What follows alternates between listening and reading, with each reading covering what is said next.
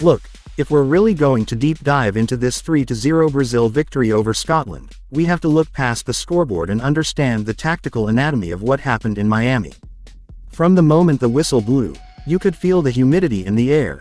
It was heavy, it was suffocating, and it was clear that Brazil's game plan was to move the ball quickly to force Scotland to cover maximum ground early on. That first goal at 36 seconds, honestly, was a microcosm of the entire afternoon. It wasn't just a defensive error, it was a result of the pressure Brazil applied immediately. Scotland looked like they were caught in headlights, and once Vinicius Jr. found that space, you knew the rhythm of the game was set. When you watch the tape of that first half, notice how Brazil's midfield was rotating. They weren't just playing static positions, they were pulling the Scottish defensive block side to side, testing the communication between the centre-backs. Every time Scotland tried to engage in a high press, Brazil played right through them, and that's why you saw the frustration start to build on the faces of the Scottish players around the 20-minute mark. And then, leading up to that second goal, the way Vinicius moved at the far post, it wasn't just luck. He was reading the trajectory of that cross before the ball was even struck. It was a masterclass in anticipation.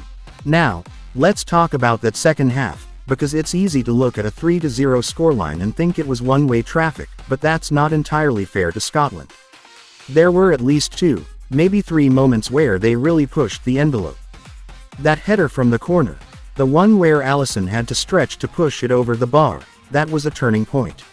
If that goes in, the entire energy in that stadium shifts.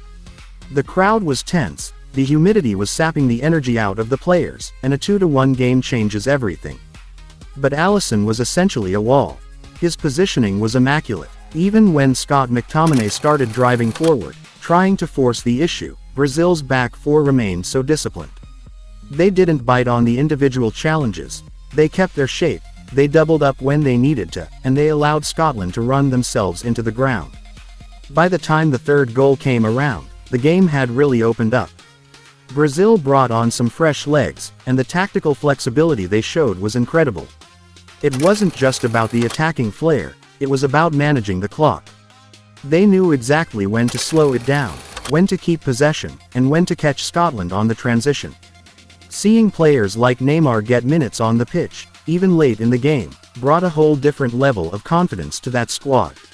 You could see the lift it gave their fans, and honestly, the way the team rallied around him showed a cohesive group that is clearly peaking at the right time. Looking at the tactical data, Scotland's struggle wasn't necessarily a lack of effort. They put in the kilometers, they fought for every 50-50 ball, it was the technical execution under pressure.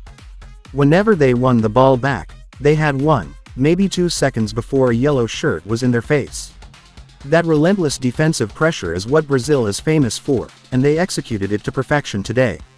It's a harsh lesson for Scotland, but it's the kind of game that highlights the massive gap between a team fighting for a third-place spot and a team that is genuinely eyeing the trophy.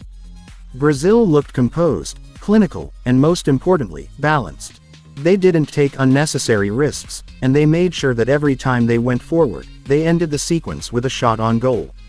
It was a clinical demolition, and for anyone watching, it serves as a massive warning to the rest of the teams in the knockout stage. This Brazilian side is not just about the flair anymore, they're about the business.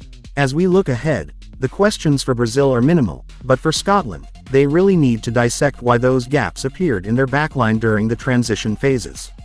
It's not just about the goals they conceded, it's about the space they vacated.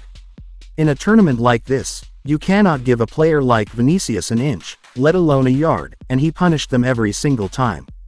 The Miami atmosphere was electric, but the reality on the pitch was cold and efficient from the Brazilian side.